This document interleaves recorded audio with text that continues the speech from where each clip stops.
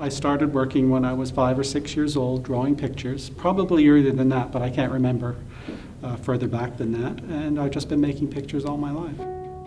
Well, just walking through the exhibit now, which I didn't expect this at all, but it's as if this is a part of something that's inside my own mind. It's so strange that I create these pictures in a world that's like this, but to actually be fully in this world is a real honor for me, and it's unusual and it feels surreal. I feel at home in spaces like this, though I work in a country and in a space that I rarely get access to these kinds of spaces. So I do sometimes wonder why this kind of environment just feels very natural for me and for my work. Yeah. But Turin is so beautiful. I arrived an hour ago on the train, came through, I can't take my eyes away from the streets. It feels like home. The trouble with angels, I mean, we all have inner angels and inner demons.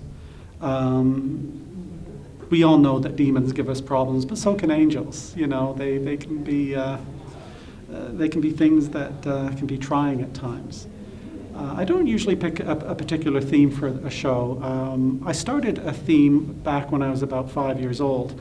That theme has continued my whole life. It's all one long journey, and in some ways, all one piece of art. I've spoken about a lot of my works are like pieces that are in various rooms of one large home. And here I am in one large home, and each room is like a doorway to a part of your subconscious. And the surreality of me being in a space and walking from room to room and seeing something that I've been thinking about most of my life, compartmentalization of emotions, and opening doors into spaces that maybe in my mind have felt closed for years. We all have memories that we forget. I mean, through your childhood, through my childhood, there are all these memories, but they're still there. You might see something that just reminds you of something you haven't even thought about for 40 years. Well, not you, but I would. And that always surprises me and stuns me in terms of what we hold hidden within our mind and within our subconscious. And so a lot of my work is trying to evoke bringing out those, not just the memories, but the feelings that go along with those memories. Sometimes they're sad, sometimes they're happy, sometimes they're horrific,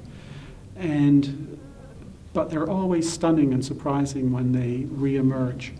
And I think there's something important in rediscovering those hidden memories.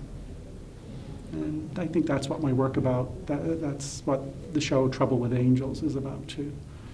And I think it's sort of a form of play.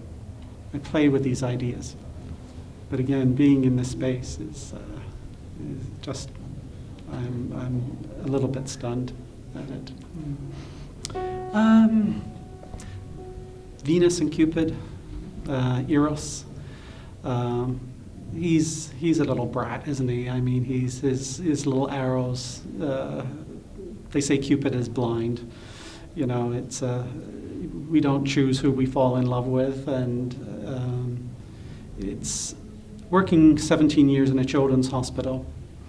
That image of walking around the hospital, seeing a mother cradling a child that is really ill, that has problems, that may or may not survive, because I worked in a children's hospital for 17 years. In a way, that's a very common image for me and in my memory. I suppose I could make a picture of the reality of it, a mother holding a child that she might lose. But for me, I have to put it in something that's maybe more presentable, evokes more of the emotion of the real moment, of what I remember, the way I remember it. I can remember walking by an open door within the hospital and a mother cradling a child that I knew was not going to survive. The child was born with half a heart, It's just, and there was no fixing it. So I think when I created that piece, I had this strong emotion that I had to bury away for years. But by creating that piece, I kind of let that emotion free. I didn't have to hold on to it any longer. And so it's just simply called Mother and Child, you know. And I think that's, it is what it is. And my work is about emotion. And I feel emotion when I make these pieces.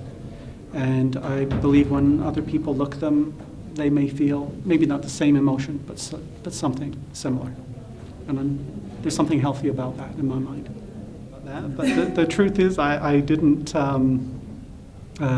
refuse anything.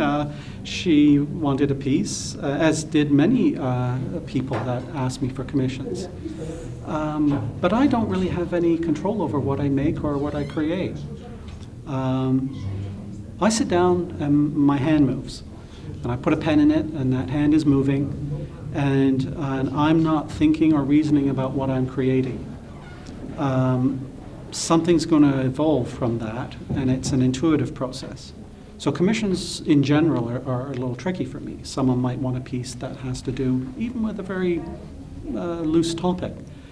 I'm just not in that form of control, and control plays no part in what I do.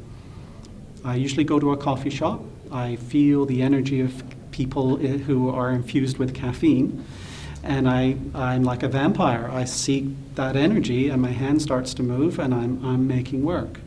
They've done studies on the brain now that if you have a reasoning process, that actually gets in the way of your intuitive process.